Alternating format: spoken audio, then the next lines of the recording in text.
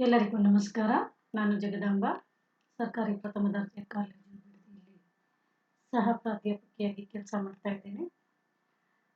ಕಳೆದ ಸೆಷನ್ನಲ್ಲಿ ನಾವು ಬೆನಿಟೋ ಮುಸೋಲಿನಿ ಮತ್ತು ಅವರ ಹೋರಾಟದ ಬಗ್ಗೆ ಮಾಹಿತಿಯನ್ನು ತಿಳಿದುಕೊಂಡ್ವಿ. ಈ ಸೆಷನ್ನಲ್ಲಿ ಎರಡನೇ ಮಹಾಯುದ್ಧದ ಕಾರಣಗಳ ಬಗ್ಗೆ ಮಾಹಿತಿಯನ್ನು ತಿಳ್ಕೊಂಡ್ವಿ. Factors responsible for outbreak of world war second.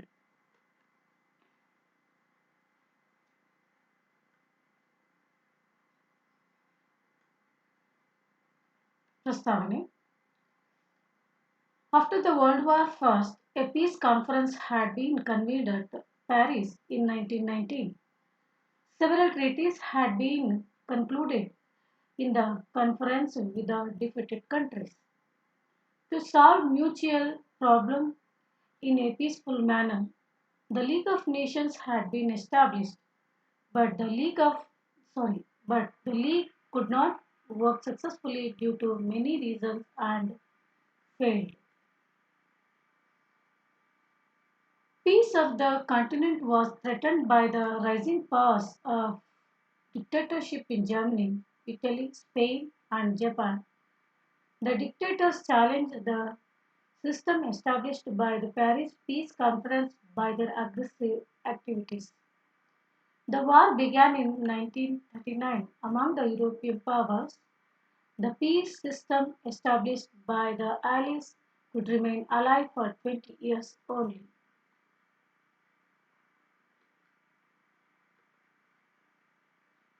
ಪ್ರಸ್ತಾವನೆ. ಮೊದಲನೇ ಮಹಾಯುದ್ಧದ ನಂತರ ಪ್ಯಾರಿಸ್ನಲ್ಲಿ ಶಾಂತಿ ಸಮ್ಮೇಳನ ಆಯೋಜಿಸಲ್ಪಟ್ಟು 1919ರಲ್ಲಿ. ಈ ಒಪ್ಪಂದದಲ್ಲಿ ಹಲವು ಒಪ್ಪಂದಗಳು ಆಗಿ, ಅಂದರೆ ಪ್ರಥಮ ಮಹಾಯುದ್ಧದಲ್ಲಿ ಸೋತ ರಾಷ್ಟ್ರಗಳೊಂದಿಗೆ ಹಲವು ಒಪ್ಪಂದಗಳನ್ನು ಮಾಡಿಕೊಂಡು ಪರಸ್ಪರ ಶಾಂತಿ ಸೌಹಾರ್ದತೆಯ ಮೂಲಕ ಇದ್ದ ಸಮಸ್ಯೆಗಳನ್ನು ಬಗೆಹರಿಸಿಕೊಳ್ಳುವ ಪ್ರಯತ್ನವನ್ನು ಮಾಡಲಾಯಿತು. ಈ ನಿಟ್ಟಿನಲ್ಲಿ ಲೀಗ್ ಆಫ್ ನೇಷನ್ಸ್ ಅನ್ನು ಸ್ಥಾಪನೆ ಮಾಡಲಾಯಿತು. ಆದರೆ ಲೀಗ್ ಆಫ್ ನೇಷನ್ಸ್ ಶಾಂತಿ ಸ್ಥಾಪನೆಯ ಕಾರ್ಯದಲ್ಲಿ ಹಲವು ಕಾರಣಗಳಿಂದ ವಿಫಲವಾಯಿತು. ಜೊತೆಗೆ ಆ ಸಂದರ್ಭದಲ್ಲಿ ಜರ್ಮನಿ, ಇಟಲಿ, ಸ್ಪೇನ್ ಮತ್ತು ಜಪಾನ್ಗಳಲ್ಲಿ ಉದಯಿಸಿದ ಸರ್ವಾಧಿಕಾರಿಗಳು ಯುರೋಪ್ ಖಂಡದ ಶಾಂತಿಯ ಬಗ್ಗೆ ಭಯಭೀತಿಯ ವಾತಾವರಣವನ್ನು ಸೃಷ್ಟಿಸಿದರು. ಅವರು ಶಾಂತಿ ಸಮ್ಮೇಳನದ ವಿಚಾರಗಳ ಬಗ್ಗೆ ಸವಾಲೊಡ್ಡುವಂತೆ ತಮ್ಮ ಕಾರ್ಯಚಟುವಟಿಕೆಗಳನ್ನು ಆಕ್ರಮಣಕಾರಿ ಕಾರ್ಯಚಟುವಟಿಕೆಗಳನ್ನು ಮುಂದುವರಿಸಿದರು. ಹಾಗಾಗಿ ಅದರ ಪರಿಣಾಮವಾಗಿ 1939ರಲ್ಲಿ ಯುರೋಪಿನ ರಾಷ್ಟ್ರಗಳಲ್ಲಿ ದ್ವಿತೀಯ ಮಹಾಯುದ್ಧ ಸಂಭವಿಸಿತು. ಅಂದರೆ ಪ್ರಥಮ ಮಹಾಯುದ್ಧದಿಂದ ಎರಡನೇ ಮಹಾಯುದ್ಧದ ಅವಧಿಯಲ್ಲಿ ಸುಮಾರು 20 ವರ್ಷಗಳ ಕಾಲ ಯುರೋಪ್ ಶಾಂತವಾಗಿ ಇದ್ದು, ನಂತರ ಎರಡನೇ ಮಹಾಯುದ್ಧಕ್ಕೆ ಕಾರಣವಾಯಿತು ಅಥವಾ ಸಾಕ್ಷಿಯಾಯಿತು ಎನ್ನಬಹುದು. ಅಂದರೆ ಮೊದಲ ಜಾಗತಿಕ ಯುದ್ಧ ಮುಗಿಯುತ್ತಿದ್ದಂತೆ ಪ್ರಪಂಚ ಮತ್ತೊಂದು ಮಹಾಯುದ್ಧವನ್ನು ಕಂಡಿದ್ದು ನಾಗರಿಕ ಜಗತ್ತಿನ ಅತ್ಯಂತ ದುರದೃಷ್ಟಕರ ಸಂಗತಿ ಎನ್ನಬಹುದು. ಮೊದಲ ಜಾಗತಿಕ ಯುದ್ಧ ಮುಗಿದ ಕೇವಲ 2 ದಶಕಗಳಲ್ಲಿ ದ್ವಿತೀಯ ಮಹಾಯುದ್ಧ ಆರಂಭವಾಯಿತು. ಇದು ಮಾನವನ ಕುಲಕ್ಕೆ ಅತ್ಯಂತ ವಿನಾಶಕಾರಿ ಪರಿಣಾಮಗಳನ್ನು ಉಂಟುಮಾಡಿತು. ಮೊದಲ ಮಹಾಯುದ್ಧದ ಶಾಂತಿ ಒಪ್ಪಂದಗಳ ತೊಡಕುಗಳೇ ಎರಡನೇ ಮಹಾಯುದ್ಧಕ್ಕೆ ವಿಷಬೀಜವನ್ನ ಬಿತ್ತಿದವು. ಇದು ಜರ್ಮನಿಯ ಹಿಟ್ಲರ್, ಇಟಲಿಯ ಮುಸೋಲಿನಿ ಹಾಗೂ ಜಪಾನಿನ ಹಿರೋಹಿಟೋರಂತಹ ನಿರಂಕುಶ ಸಾಮ್ರಾಟರ ಆಕ್ರಮಣಕಾರಿ ನೀತಿಯಿಂದ ಒದಗಿ ಬಂದ ಯುದ್ಧವಾಗಿತ್ತು. ಇದು ಶಕ್ತಿಯುತ ಅಣುಬಾಂಬುಗಳ ಪ್ರಯೋಗದೊಂದಿಗೆ ಮುಕ್ತಾಯಗೊಂಡಿತು. ಇದು ಸ್ನೇಹಯುತ ಸಹಬಾಳ್ವೆಯ ಮಹತ್ವವನ್ನು ಅರಿವು ಮಾಡಿಕೊಟ್ಟಿತು ಎಂದು ಹೇಳಬಹುದು. Factors responsible for outbreak of World War II. Following were the main causes for outbreak of war. ಮುಖ್ಯವಾದವು Humiliating are defects of Treaty of Versailles, rise of dictatorships, conflict between democracy and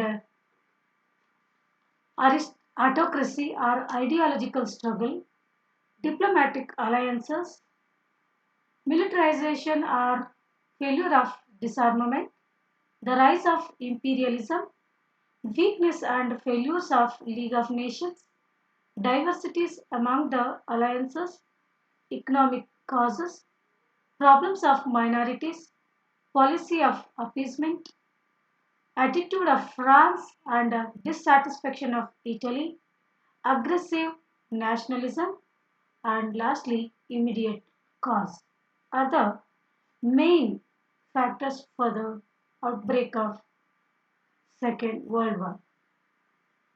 ಈಗ ಒಂದೊಂದಾಗಿ ಅವುಗಳ ಬಗ್ಗೆ ಮಾಹಿತಿಯನ್ನ ತಿಳಿದುಕೊಳ್ಳೋಣ. Humiliating the defects of treaty of Versailles. 1919ರಲ್ಲಿ ಪ್ರಥಮ ಮಹಾಯುದ್ಧ ಮುಗಿದ ನಂತರ ಮಾಡಿಕೊಂಡಂತಹ ವರ್ಸೈಲ್ಸ್ ಒಪ್ಪಂದದಲ್ಲಿ ಎರಡನೇ ಜಾಗತಿಕ ಯುದ್ಧದ ಬೀಜಗಳನ್ನು ಬಿತ್ತಲಾಗಿತ್ತು ಎನ್ನಬಹುದು. ಏಕೆಂದರೆ ಇದು ಅವಮಾನಕರವಾದಂತಹ ಮತ್ತು ಹಲವು ದೋಷಗಳಿಂದ ಕೂಡಿದ ಒಪ್ಪಂದ ಆಗಿತ್ತು. ಈ ಒಪ್ಪಂದವು ಅನ್ಯಾಯವೂ ಅಮಾನವೀಯವೂ ಅಸ್ವಾಭಾವಿಕವೂ ಆಗಿದ್ದು ಜರ್ಮನ್ನರಲ್ಲಿ ಸೇಡಿನ ಮನೋಭಾವನೆಯನ್ನ ಸೃಷ್ಟಿಸಿತು. ಅದು ಅವರ ಗೌರವ ಪ್ರತಿಷ್ಠೆಗಳನ್ನು ಹಾಳು ಮಾಡಿತು. ಮೊದಲ ಮಹಾಯುದ್ಧದ ಎಲ್ಲ ಅನಿಷ್ಟಕ್ಕೂ ಜರ್ಮನಿಯೇ ಕಾರಣವೆಂದು ಆಪಾದಿಸಿದ ಮಿತ್ರ ರಾಷ್ಟ್ರಗಳು ಅದರ ಮೇಲೆ ಅಪಾರ ಯುದ್ಧ ವೆಚ್ಚವನ್ನು ಹೊರಿಸಿದವು. ಅದರ ವಸಾಹತುಗಳನ್ನು ಕಿತ್ತುಕೊಂಡವು. ಇದು ಮೊದಲನೇ ಮಹಾಯುದ್ಧದ ಸೋಲಿನ ಪ್ರತೀಕಾರವನ್ನ ತೀರಿಸಿಕೊಳ್ಳಲು ತೀರಿಸಿಕೊಳ್ಳುವ ಮನೋಭಾವನೆಯನ್ನ ಜರ್ಮನ್ನರಲ್ಲಿ ಮೂಡಿಸಿತು.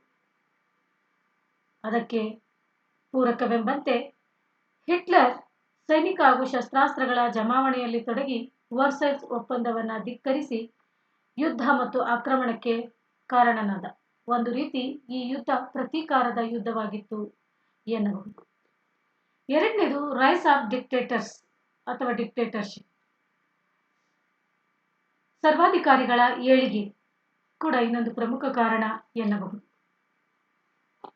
ಜರ್ಮನಿಯಲ್ಲಿ ಹಿಟ್ಲರ್, ಇಟಲಿಯಲ್ಲಿ ಮುಸೋಲಿನಿ, ಜಪಾನಿನಲ್ಲಿ ಟೋಜೋ, ರಷ್ಯಾದಲ್ಲಿ ಸ್ಟಾಲಿನ್, ಸ್ಪೇನಿನಲ್ಲಿ ಜನರಲ್ ಫ್ರಾಂಕೋ ಮುಂತಾದ ಸರ್ವಾಧಿಕಾರಿಗಳು ಏಳಿಗೆಯನ್ನು ಹೊಂದಿ ಇವರು ಯುದ್ಧಪ್ರಿಯರು, ರಣೋತ್ಸಾಹಿಗಳು ಮತ್ತು ರಾಷ್ಟ್ರಗಳ ಗೌರವ ಪ್ರತಿಷ್ಠೆಯನ್ನು ಹೆಚ್ಚಿಸಿಕೊಳ್ಳಲು ಯುದ್ಧ ಮತ್ತು ಆಕ್ರಮಣಗಳಂತಹ ಅನ್ಯ ಮಾರ್ಗಗಳನ್ನು ಹಿಡಿದು ಮೊದಲನೇ ಮಹಾಯುದ್ಧದ ನಂತರ 1929ರಲ್ಲಿ ಜರ್ಮನಿ ಮತ್ತು ಇಟಲಿಗಳಲ್ಲಿ ಆದ ಆರ್ಥಿಕ ಮುಗ್ಗಟ್ಟು, ನಿರುದ್ಯೋಗ, ಬಡತನ ಮತ್ತು ಆರ್ಥಿಕ ಹಿನ್ನಡೆಗಳಲ್ಲಿ ಅಲ್ಲಿನ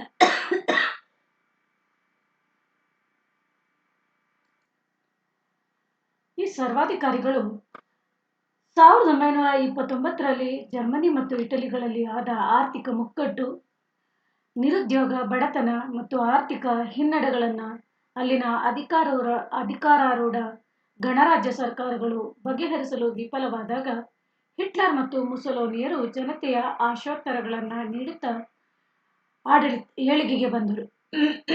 ಹಿಟ್ಲರ್ ಹರಿದು ಹಂಚಿ ಹೋಗಿದ್ದ ಜರ್ಮನ್ ಪ್ರಾಂತ್ಯಗಳನ್ನು ಕೂಡಿಸಿ ವಿಶಾಲ ಜರ್ಮನ್ ಸಾಮ್ರಾಜ್ಯವನ್ನು ಸ್ಥಾಪಿಸುವ ಕನಸನ್ನು ಹೊಂದಿದ್ದರೆ, ರೋಮನ್ ಸಾಮ್ರಾಜ್ಯದ ವೈಭವವನ್ನು ಪುನರುಜ್ಜೀವಿಸುವ ಕನಸು ಮುಸೋಲಿನಿಯದಾಗಿತ್ತು. ಹಾಗಾಗಿ ಇವರು ಹೊಂದಿದಂತಹ ಈ ರೀತಿಯ ಧೋರಣೆ ಕೂಡ ಎರಡನೇ ಮಹಾಯುದ್ಧಕ್ಕೆ ಕಾರಣವಾಯಿತು ಎನ್ನಬಹುದು. ಮತ್ತೊಂದು ಕಾರಣ conflict between democracy and autocracy or ideological struggle. ಸೈದ್ಧಾಂತಿಕ ಹೋರಾಟ. ಪ್ರಜಾಪ್ರಭುತ್ವ ಮತ್ತು ಸರ್ವಾಧಿಕಾರ ಪ್ರಭುತ್ವ ರಾಷ್ಟ್ರಗಳ ನಡುವಿನ ಸೈದ್ಧಾಂತಿಕ ಹೋರಾಟದಿಂದ ಉಂಟಾದ ಬಿಕ್ಕಟ್ಟುಗಳು ಎರಡನೇ ಪ್ರಪಂಚ ಯುದ್ಧಕ್ಕೆ ಕಾರಣವಾಯಿತು.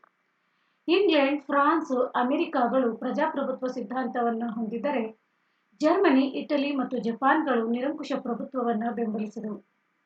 ತಾತ್ವಿಕವಾಗಿ ಅವೆರಡೂ ಭಿನ್ನವಾದಂತಹ ಸಿದ್ಧಾಂತಗಳಾಗಿದ್ದು ಎರಡರ ನಡುವೆ ಶಾಂತಿ ಸಹಬಾಳ್ವೆ ಸಾಧ್ಯವಿರಲಿಲ್ಲ. ಒಂದು ಶಾಂತಿ ಮತ್ತು ಅನಾಕ್ರಮಣ ನೀತಿಯನ್ನು ಬಯಸಿದರೆ ಮತ್ತೊಂದು ಯುದ್ಧ ಮತ್ತು ಆಕ್ರಮಣ ನೀತಿಯನ್ನು ಬಯಸುತ್ತಿತ್ತು. ಹೀಗೆ ಸೈದ್ಧಾಂತಿಕ ಆಧಾರದ ಮೇಲೆ ಪ್ರಪಂಚ ಎರಡು ಶಕ್ತಿ ಬಣಗಳಾಗಿ ರೂಪುಗೊಂಡು ಪರಸ್ಪರ ದ್ವೇಷಿಸತೊಡಗಿದವು.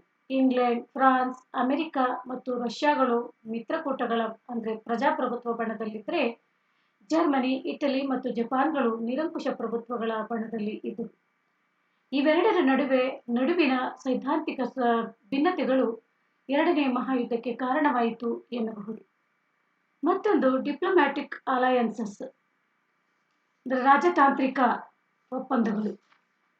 ಈ ರಾಜತಾಂತ್ರಿಕ ಒಪ್ಪಂದಗಳು ಕೂಡ ಇನ್ನೊಂದು ಪ್ರಮುಖವಾದ ಕಾರಣ ಎನ್ನಬಹುದು.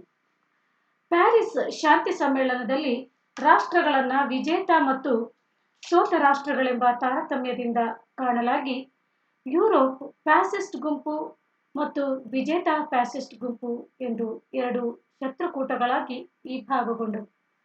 ಈ ಜರ್ಮನಿ, ಜಪಾನ್, ಇಟಲಿ ಸೋತವರ ಗುಂಪಿನಲ್ಲಿದ್ದರೆ ಫ್ರಾನ್ಸು, ಇಂಗ್ಲೆಂಡು, ಅಮೆರಿಕ, ಪೋಲೆಂಡ್ ಇವು ಗೆದ್ದ ಕೂಟಗಳಲ್ಲಿ ಇದ್ದವು.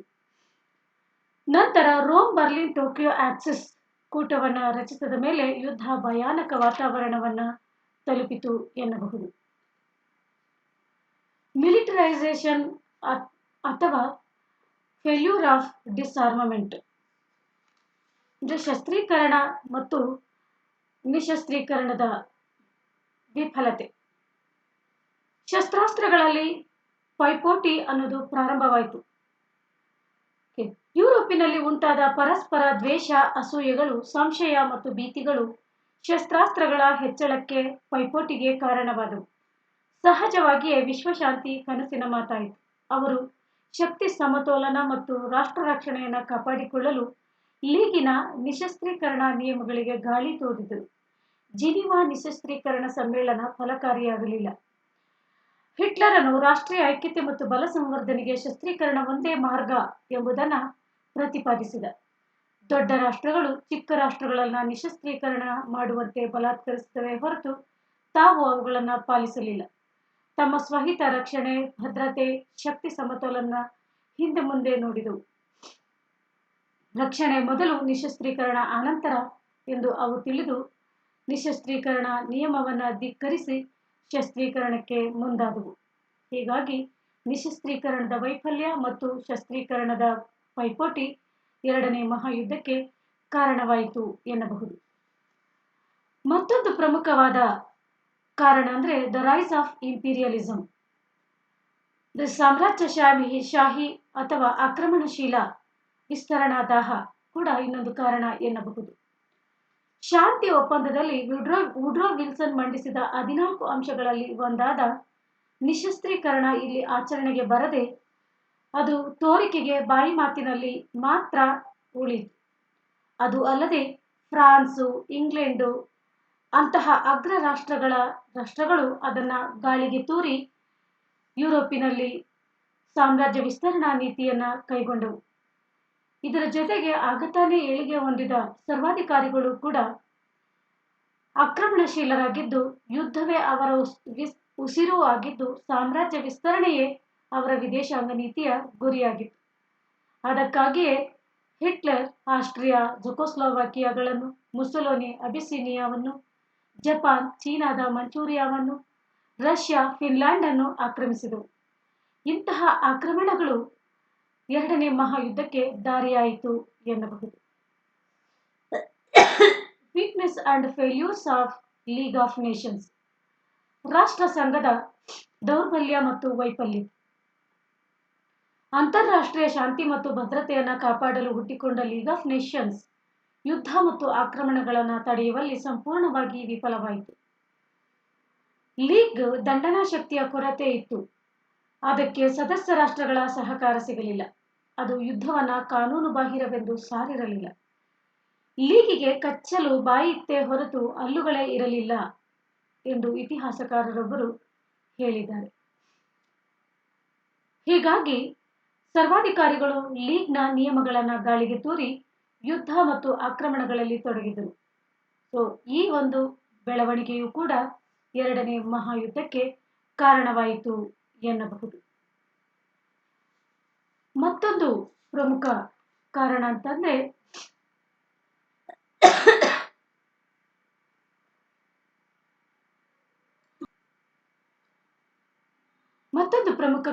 Diversities among the alliances. ಮಿತ್ರ ರಾಷ್ಟ್ರಗಳ ನಡುವಿನ ಭಿನ್ನತೆಗಳು. ಮಿತ್ರ ರಾಷ್ಟ್ರಗಳ ನಡುವಿನ ಪರಸ್ಪರ ಭಿನ್ನತೆಗಳಿಂದಾಗಿ ಸರ್ವಾಧಿಕಾರತ್ವ ಪ್ರಾಬಲ್ಯವನ್ನ ತಡೆಯಲಾಗಲಿಲ್ಲ ಅಥವಾ ಅವರ ವಿರುದ್ಧ ಸಾಮೂಹಿಕ ಹೋರಾಟ ಮಾಡಲು ಸಾಧ್ಯವಾಗಲಿಲ್ಲ. ಇಂಗ್ಲೆಂಡಿಗೆ ತನ್ನ ವ್ಯಾಪಾರ ವಾಣಿಜ್ಯ ರಕ್ಷಿಸಿಕೊಳ್ಳುವುದಕ್ಕಾಗಿ ಜರ್ಮನಿಯೊಡನೆ ಸಂಬಂಧವನ್ನು ಉತ್ತಮಪಡಿಸಿಕೊಳ್ಳಲು ಅದರ ಬಗ್ಗೆ ಉಪಶಮನ ನೀತಿಯನ್ನು ಅನುಸರಿಸಿತು. ವರ್ಸೈಲ್ಸ್ ಒಪ್ಪಂದದ ನಂತರ ಇಂಗ್ಲೆಂಡ್, ಫ್ರಾನ್ಸ್ ಮತ್ತು ಅಮೆರಿಕಗಳ ನಡುವೆ ಭಿನ್ನತೆ ಕಾಣಿಸಿಕೊಂಡಿತು. ಇಂಗ್ಲೆಂಡ್ ಮತ್ತು ಅಮೆರಿಕಗಳು ಜರ್ಮನಿಗೆ ಉದಾರತೆ ತೋರಲು ವರ್ಸೈಲ್ಸ್ ಒಪ್ಪಂದದ ಪರಿಷ್ಕರಣೆಗೆ ಬಯಸಿದವು. ಜರ್ಮನಿ ಬಗ್ಗೆ ಸೇಡಿನ ಭಾವನೆ ಹೊಂದಿದ್ದ ಫ್ರಾನ್ಸ್ ಇದನ್ನು ವಿರೋಧಿಸಿತು. ವರ್ಸೈಲ್ಸ್ ಒಪ್ಪಂದದಲ್ಲಿ ಇಂಗ್ಲೆಂಡ್, ಅಮೆರಿಕಗಳು ಫ್ರಾನ್ಸಿಗೆ ರಕ್ಷಣೆ ಭರವಸೆ ನೀಡಿದ್ದು ಈಗ ಅದರಂತೆ ಅವು ನಡೆದುಕೊಳ್ಳಲಿಲ್ಲ. ಈ ಅಂಶಗಳು ಕೂಡ ಅವರ ನಡುವೆ ಭಿನ್ನತೆಗಳಿಗೆ ಕಾರಣವಾಗಿ ಸರ್ವಾಧಿಕಾರಿಗಳನ್ನು ತಡೆಯುವುದು ಕಷ್ಟಸಾಧ್ಯದ ವಿಚಾರವಾಯಿತು. ಮತ್ತೊಂದು ಪ್ರಮುಖ ಕಾರಣ ಅಂದ್ರೆ ಆರ್ಥಿಕ ಕಾರಣಗಳು, ಎಕನಾಮಿಕ್ ಕಾಸಸ್. ಇಲ್ಲಿ ಸಾಮ್ರಾಜ್ಯಶಾಹಿ ಆಸಕ್ತಿಗಳು ಹೆಚ್ಚು ಪಾತ್ರವನ್ನು ವಹಿಸಿದವು ಎನ್ನಬಹುದು. ಮೊದಲ ಜಾಗತಿಕ ಯುದ್ಧದಿಂದಾದ ವಿನಾಶ ಮತ್ತು 1929ರ ವಿಶ್ವ ಮಹಾ ಆರ್ಥಿಕ ಮುಗ್ಗಟ್ಟು ವಿಶ್ವದಾದ್ಯಂತ ಬಡತನ, ನಿರುದ್ಯೋಗ ಸಮಸ್ಯೆಗಳು ಮುಂತಾದವು ತಲೆದೋರಲಿಕ್ಕೆ ಕಾರಣವಾದವು. ಇವು ಜರ್ಮನಿ, ಇಟಲಿ, ಜಪಾನ್ಗಳಂತ ರಾಷ್ಟ್ರವನ್ನ ಕಾಡಿದವು. ಪ್ರಜಾಪ್ರಭುತ್ವ ಸರ್ಕಾರಗಳು ಆರ್ಥಿಕ ಸಮಸ್ಯೆಗಳನ್ನು ಬಗೆಹರಿಸುವಲ್ಲಿ ವಿಫಲವಾದವು. ಅದಕ್ಕಾಗಿ ಅಲ್ಲಿ ಸರ್ವಾಧಿಕಾರಿಗಳ ಏಳಿಗೆಗೆ ಕಾರಣವಾಯಿತು. ಅಲ್ಲದೆ ಇವು ಕೃಷಿ, ಕೈಗಾರಿಕೆ ಮತ್ತು ವಾಣಿಜ್ಯಗಳಲ್ಲಿ ಅಸಾಧಾರಣವಾದ ಪ್ರಗತಿಯನ್ನ ಹೊಂದಿದವು. ಅವುಗಳ ಕೈಗಾರಿಕೆಗಳಿಗೆ ಬೇಕಾದ ಕಚ್ಚಾ ವಸ್ತುಗಳು ಮತ್ತು ಸಿದ್ಧ ವಸ್ತುಗಳಿಗೆ ಮಾರುಕಟ್ಟೆಯನ್ನು ಹುಡುಕಲು ವಸಾಹತುಗಳ ಸ್ಥಾಪನೆಗೆ ಸ್ಪರ್ಧೆಗೆ ಇಳಿದವು. ಒಟ್ಟಿನಲ್ಲಿ ಯುದ್ಧದ ನಂತರದ ಆರ್ಥಿಕ ಪರಿಸ್ಥಿತಿ, ಕಚ್ಚಾ ವಸ್ತುಗಳ ಕೊರತೆ, ಮಾರುಕಟ್ಟೆಗಳ ಅಭಾವ, ಈ ಮೂರು ಕಾರಣಗಳಿಂದಾಗಿ ಫ್ರಾನ್ಸು, ಜರ್ಮನಿ, ಇಂಗ್ಲೆಂಡ್ಗಳು ಆಕ್ರಮಣಶೀಲ ರಾಷ್ಟ್ರಗಳಾಗಿ ಮಾರ್ಪಟ್ಟವು. ಈ ಒಂದು ಕೊರತೆಯನ್ನು ನೀಗಿಸಿಕೊಳ್ಳಲು ಯುದ್ಧಕ್ಕೆ ಮುಂದಾದವು ಎನ್ನಬಹುದು. ಪ್ರಾಬ್ಲಮ್ ಆಫ್ ಮೈನಾರಿಟೀಸ್, ಇದು ಕೂಡ ಇನ್ನೊಂದು ಪ್ರಮುಖವಾದ ಕಾರಣ ಎನ್ನಲಾಗಿದೆ. ವರ್ಸೈಲ್ಸ್ ಒಪ್ಪಂದದಂತೆ ಆದ ಪ್ರಾದೇಶಿಕ ಪುನರ್ವಿಂಗಡಣೆಯಿಂದ ಸುಮಾರು 30 ಮಿಲಿಯನ್ ಮಂದಿ ಅಲ್ಪಸಂಖ್ಯಾತರು ಬೇರೆ ಬೇರೆ ಪ್ರದೇಶಗಳಲ್ಲಿ ಚದುರಿ ಹೋದರು. ಪರರ ಆಳ್ವಿಕೆಯಲ್ಲಿದ್ದು ತುಳಿತಕ್ಕೆ ಒಳಗಾದ ಅವರ ಗಡಿಯನ್ನು ಗುರುತಿಸುವುದು ಕಷ್ಟವಾಯಿತು. ಅಲ್ಲದೆ ಅವರಿಗೆ ಆ ಸರ್ಕಾರಗಳಿಂದ ಯಾವ ಹಕ್ಕುಗಳಾಗಲಿ ಸೌಲಭ್ಯಗಳಾಗಲಿ ದೊರೆಯಲಿಲ್ಲ. 80 ಲಕ್ಷ ಜರ್ಮನ್ನರು, 30 ಲಕ್ಷ ಮ್ಯಾಗಾರರು, 15 ಲಕ್ಷ ಬಾಲ್ಕನ್ನರು ಅನ್ಯರ ಆಳ್ವಿಕೆಯಲ್ಲಿ ಉಳಿಯುವಂತಾಗಬೇಕಾಯಿತು. ಅದಕ್ಕಾಗಿ ಅವರು ಪುನಃ ತಮ್ಮ ಮಾತೃಭೂಮಿಗೆ ಮರಳುವ ಸನ್ನಾಹದಿಂದ ಅಕ್ಕಪಕ್ಕದ ರಾಷ್ಟ್ರೀಯ ಚಳುವಳಿಗಳಿಂದ ಪ್ರಚೋದನೆಗೊಂಡು ಚಳುವಳಿಗಳನ್ನು ಹೂಡಿದರು. ಇದರಿಂದ ಯುದ್ಧಕ್ಕೆ ಕಾರಣವಾಯಿತು. ಆ ಅಲ್ಪಸಂಖ್ಯಾತರನ್ನು ರಕ್ಷಿಸುವ ನಿಟ್ಟಿನಲ್ಲಿ ದೊಡ್ಡ ದೊಡ್ಡ ರಾಷ್ಟ್ರಗಳು ಅಲ್ಲಿ ಮಧ್ಯ ಪ್ರವೇಶಿಸಿ ಯುದ್ಧಕ್ಕೆ ಕಾರಣವಾದವು. ಮತ್ತೊಂದು ಪ್ರಮುಖ ಕಾರಣ ಅಂದ್ರೆ ಪಾಲಿಸಿ ಆಫ್ ಅಪೀಸ್ಮೆಂಟ್, ಉಪಶಮನ ನೀತಿ. ಇದನ್ನ ಚೇಂಬರ್ಲಿನ್ನ ನೀತಿ ಅಂತಲೂ ಕರೆಯಲಾಗಿದೆ. ಇಂಗ್ಲೆಂಡಿನ ಪ್ರಧಾನಮಂತ್ರಿ ಚೇಂಬರ್ಲಿನ್ ಇಂಗ್ಲೆಂಡ್ ಅನ್ನ ಯುದ್ಧದಿಂದ ದೂರವಿಡಲು ಹಿಟ್ಲರನನ್ನ ತೃಪ್ತಿಪಡಿಸುವ ನೀತಿಯನ್ನ ಅನುಸರಿಸಿದರು. ಉದಾಹರಣೆಗೆ, ಹಿಟ್ಲರ್ ಜೆಕೋಸ್ಲೋವಾಕಿಯವನ್ನ ಆಕ್ರಮಿಸಿದಾಗ ಅವನನ್ನು ಶಿಕ್ಷಿಸಲು ಬಂದ ಫ್ರಾನ್ಸ್ ಮತ್ತು ರಷ್ಯಾಗಳ ಪ್ರಯತ್ನವನ್ನ ವಿಫಲಗೊಳಿಸಿದ. ಚೇಂಬರ್ಲಿನ್ನ ಈ ಹಿಟ್ಲರನನ್ನ ತೃಪ್ತಿಪಡಿಸುವ ನೀತಿ ಮತ್ತಷ್ಟು ಹಿಟ್ಲರನನ್ನ ದುರಾಕ್ರಮಣಗಳಲ್ಲಿ ತೊಡಗುವಂತೆ ಪ್ರೇರೇಪಿಸಿತು. ಹಾಗೆಯೇ ಸ್ಪೇನಿನಲ್ಲಿ ಫ್ರಾಂಕೋಗೆ ಸರ್ವಾಧಿಕಾರ ತಲೆ ಎತ್ತಲು ಬಿಟ್ಟಿದ್ದು, ಮ್ಯೂನಿಚ್ ಒಪ್ಪಂದದಲ್ಲಿ ಜರ್ಮನಿಗೆ ಝಕೋನ ಸುಡೆಟನ್ಲ್ಯಾಂಡ್ ಅನ್ನ ಆಕ್ರಮಿಸಲು ಅನುಮತಿ ಕೊಟ್ಟದ್ದು ಮುಂತಾದ ಹಲವು ವಿಚಾರಗಳು ಎರಡನೇ ಮಹಾಯುದ್ಧಕ್ಕೆ ಕಾರಣವಾಯಿತು ಎನ್ನಬಹುದು. ಮತ್ತೊಂದು ಕಾರಣ ಅಂದ್ರೆ ಆಟಿಟ್ಯೂಡ್ ಆಫ್ ಫ್ರಾನ್ಸ್ ಮತ್ತು ಡಿಸ್ಸಾಟಿಸ್ಫ್ಯಾಕ್ಷನ್ ಆಫ್ ಇಟಲಿ. ಪ್ರತೀಕಾರ ಭಾವನೆಯನ್ನ ಹೊಂದಿದ್ದಂತ ಫ್ರಾನ್ಸ್ ಜರ್ಮನಿಯ ಮೇಲೆ ಹಲವು ರೀತಿಯಲ್ಲಿ ಪ್ರತೀಕಾರವನ್ನು ತೀರಿಸಿಕೊಳ್ಳಲು ಕಾಯುತ್ತಿತ್ತು. ಅದರ ಝಾರ್ ಕಲ್ಲಿದ್ದಲು ಕಣಿವೆ, ಆಲ್ಸೇಸ್ ಮತ್ತು ಲೊರೈನ್ಗಳನ್ನು ಮರಳಿ ಪಡೆಯಿತು. ಸಾಲದೆ ಜರ್ಮನಿಯ ಕೈಗಾರಿಕಾ ಪ್ರದೇಶವಾದ ರೂರ್ ಪ್ರದೇಶವನ್ನು ಕೂಡ ಆಕ್ರಮಿಸಿತು. ಇವು ಜರ್ಮನಿಯಲ್ಲಿ ಸೇಡಿನ ಭಾವನೆಯನ್ನ ಬಿತ್ತಿದವು. ಫ್ರಾನ್ಸ್ ಮತ್ತು ಇಂಗ್ಲೆಂಡ್ಗಳು ಸರ್ವಾಧಿಕಾರಿಗಳ ಬಗ್ಗೆ ಅನುಸರಿಸಿದ ಮೃದು ಧೋರಣೆ ಯುದ್ಧದ ಅನಿವಾರ್ಯತೆಯನ್ನು ಹೆಚ್ಚಿಸಿತು. ಡಿಸ್ಸ್ಯಾಟಿಸ್ಫ್ಯಾಕ್ಷನ್ ಆಫ್ ಇಟಲಿ, ಇದು ಕೂಡ ಇನ್ನೊಂದು ಪ್ರಮುಖ ಕಾರಣ ಎನ್ನಬಹುದು. ಮೊದಲ ಮಹಾಯುದ್ಧದ ಮುಂಚೆ ಇಟಲಿಯನ್ನು ತಮ್ಮ ಕಡೆ ಸೆಳೆದುಕೊಂಡಿದ್ದ ಮಿತ್ರ ರಾಷ್ಟ್ರಗಳು ಅದು ಬಯಸಿದ ಪ್ರದೇಶಗಳನ್ನು ದೊರಕಿಸಿಕೊಡುವ ಆಶ್ವಾಸನೆಯನ್ನು ಕೊಟ್ಟಿದ್ದವು. ಆದರೆ ವರ್ಸಲ್ಸ್ ಒಪ್ಪಂದದಲ್ಲಿ ಆ ಆಸೆಯ ಮೇಲೆ ಬರೆ ಎಳೆದಂತೆ ಆಯಿತು. ಶಾಂತಿ ಒಪ್ಪಂದದಲ್ಲಿ ಇಟಲಿ ನಿರೀಕ್ಷಿಸಿದಷ್ಟು ಪ್ರದೇಶಗಳು ಅದಕ್ಕೆ ಸಿಗಲಿಲ್ಲ. ಫ್ಯೂಮೆ, ಇಸ್ಟ್ರಿಯಾ, ಅಲ್ಬೇನಿಯಾ ಮತ್ತು ಟರ್ಕಿಯ ಕೆಲವು ಭಾಗಗಳು ಅದಕ್ಕೆ ಸಿಗಲಿಲ್ಲ. ಜೊತೆಗೆ ಟೈರೋಲ್, ಟ್ರಯಸ್ಟಿ ಮತ್ತು ಟ್ರೆಂಟಿನೋಗಳಿಗೆ ಇದು ತೃಪ್ತಿಪಟ್ಟುಕೊಳ್ಳಬೇಕಾಯಿತು. ಇದರಿಂದ ಇಟಲಿ ಮಿತ್ರ ರಾಷ್ಟ್ರಗಳು ತನಗೆ ದ್ರೋಹ ಬಗೆದವು ಎಂದು ಭಾವಿಸಿ ಒಪ್ಪಂದದಿಂದ ಹೊರ ನಡೆದು ಯುದ್ಧ ಮಾರ್ಗವನ್ನ ಹಿಡಿಯಿತು ಎನ್ನಬಹುದು. ಮತ್ತೊಂದು ಅಗ್ರೆಸಿವ್ ನ್ಯಾಷನಲಿಸಂ, ಉಗ್ರ ರಾಷ್ಟ್ರೀಯತೆ. ಮೊದಲ ಮಹಾಯುದ್ಧದ ನಂತರ ಯುರೋಪಿನಲ್ಲಿ ಉತ್ಕಟ ರಾಷ್ಟ್ರೀಯತೆ ತಲೆ ಎತ್ತಿ ಅಂಧತ್ವದಿಂದ ಕೂಡಿತ್ತು. ತಮ್ಮ ಜನಾಂಗ, ದೇಶ, ಸಂಸ್ಕೃತಿಗಳ ಬಗ್ಗೆ ಅತಿಯಾದ ಮೋಹ ಉಂಟಾಯಿತು. ಹಿಟ್ಲರ್ ಜರ್ಮನ್ ಜನಾಂಗದ ಶ್ರೇಷ್ಠತೆಯನ್ನ ಪ್ರತಿಪಾದಿಸಿ ಯಹೂದಿಗಳನ್ನ ಚಿತ್ರಹಿಂಸೆಗೆ ಗುರಿಪಡಿಸಿದ. ಇದು ಇಟಾಲಿಯನ್ನರಲ್ಲೂ ಕೂಡ ಸಂಭವಿಸಿ ಯುದ್ಧಕ್ಕೆ ಕಾರಣವಾಯಿತು ಎನ್ನಬಹುದು. ಮತ್ತೊಂದು ತತ್ಕ್ಷಣದ ಕಾರಣ, ಇಮಿಡಿಯೇಟ್ ಕಾಸ್.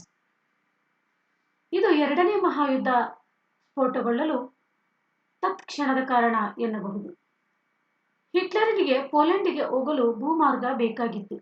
ಆದ ಕಾರಣ ಹಿಟ್ಲರ್ ಪೋಲೆಂಡಿನ ಅಧೀನದಲ್ಲಿದ್ದ ಡ್ಯಾನ್ಜಿಗ್ ಅನ್ನ ಕೇಳಲು ಪೋಲೆಂಡ್ ಅದನ್ನು ತಿರಸ್ಕರಿಸಿತು.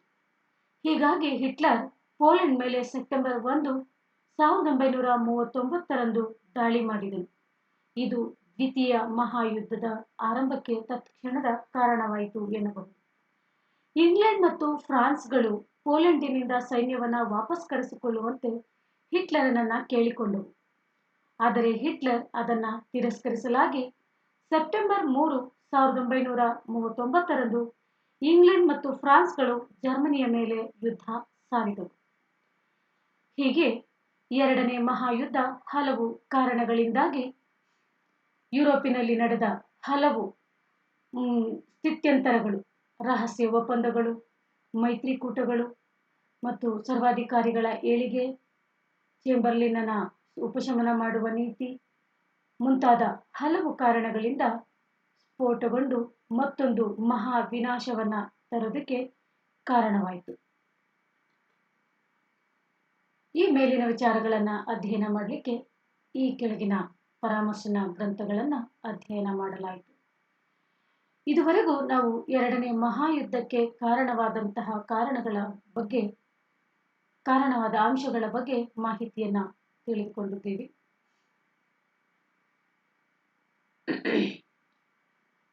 ಇನ್ನು ನಮಸ್ಕಾರಗಳು.